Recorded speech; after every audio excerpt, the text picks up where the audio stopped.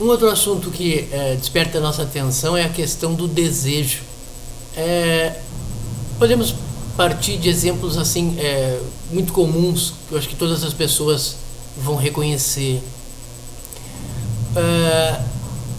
Falo como homem, né? Quando um homem vê uma mulher com um corpo muito bonito, ele instantaneamente, né, ele presta atenção naquele corpo e pode, a partir daí, aquele corpo despertar desejo nele.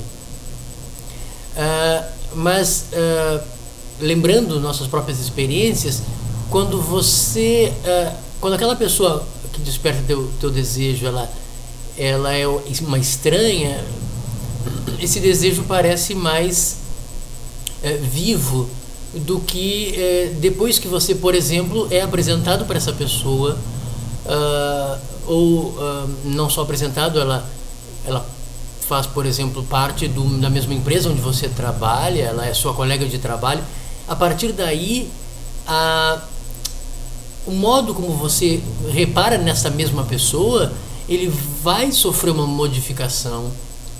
Aquilo que era um desejo intenso, depois que você conhece essa pessoa, ele, não sei se ele transmuta, né, se transforma, ou ele é eclipsado, né, por um outro tipo de sentimento, por exemplo, de que você tem diante de você uma colega com a qual você vai criar um outro vínculo, que é um vínculo de amizade, né, de participar juntos de uma obrigação, que é um emprego, por exemplo, ou poderia acontecer de você ver alguém que você não conhece e depois ser apresentado para essa pessoa numa roda de amigos, né?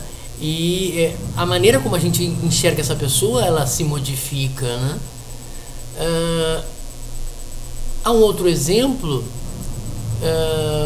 que diz respeito, por exemplo, ao desejo dos homens por uma mulher, e em geral um desejo muito forte, também muito intenso, mas que isso é muito comum. Vamos imaginar que essas pessoas foram para a cama, né? E depois do orgasmo o homem já não tem aquele mesmo desejo inicial, né? E é interessante que muitas vezes pode simplesmente sentir uma ausência total de não só desse desejo, mas de qualquer outro desejo, como por exemplo continuarem ali conversando, rindo, trocando afetos, mas não mais relacionados a sexo, como era antes, né?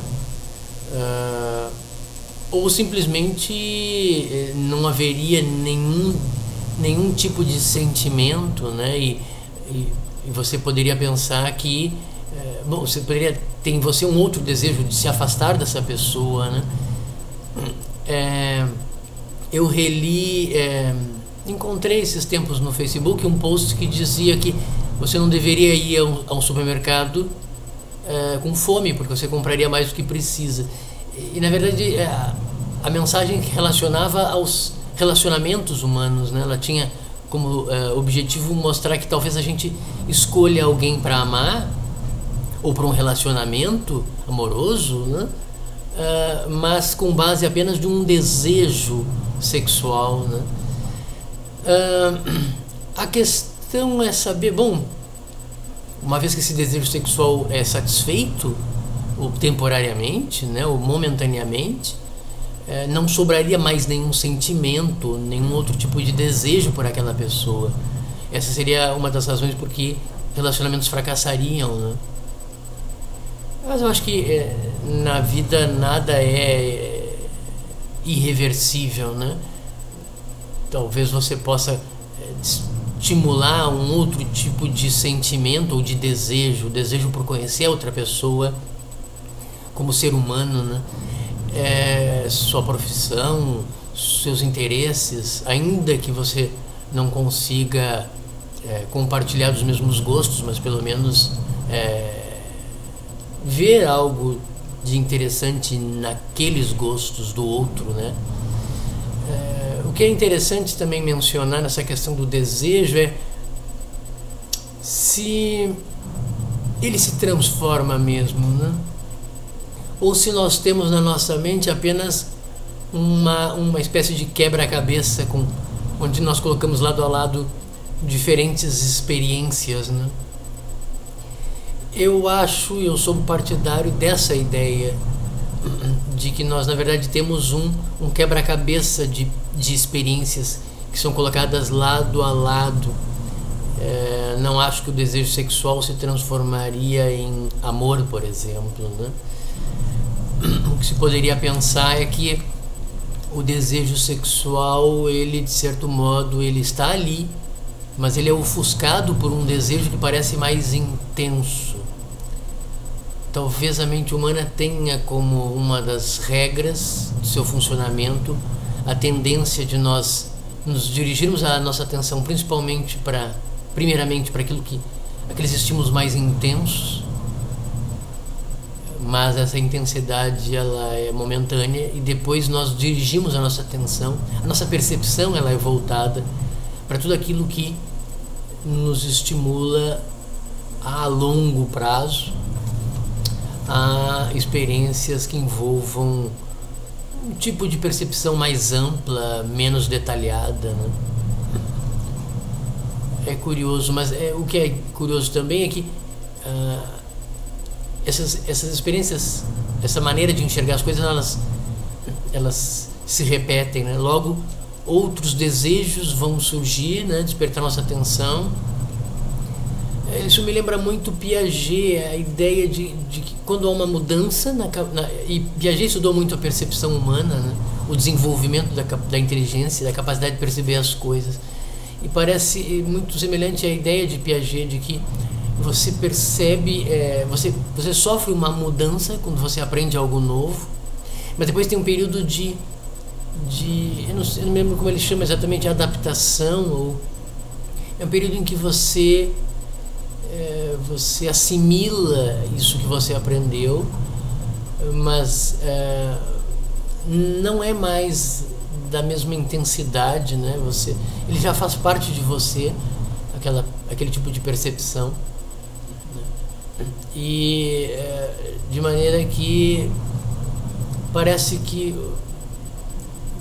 é como um momento depois da tempestade, né? Aquilo te provoca uma reação, te impressiona muito, mas depois logo ele é interiorizado em você, memorizado, e já não te afeta como antes, até porque ele já faz parte, aquela maneira de enxergar e aquela experiência que você viu já faz parte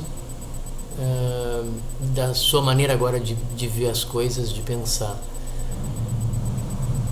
É interessante, talvez isso pudesse resolver a questão que muitos alunos falam em aula, de que o desejo se transforma em amor. Eu acho que nunca se transforma. É que você aprende a ver outras coisas que você não via antes na pessoa que você ama. Agora, é interessante no relacionamento que você sempre esteja reacendendo o desejo, né? Aliás, as mulheres sabem muito bem disso, elas gostam muito de comprar lingeries sempre novas, né, para realimentar aquele desejo antigo. Eu acho que isso falta um pouco nos homens. Talvez os homens se acostumem muito com o relacionamento. Talvez para os homens seja mais importante não esse desejo, essa instabilidade, né? Mas aquele momento de calma, né?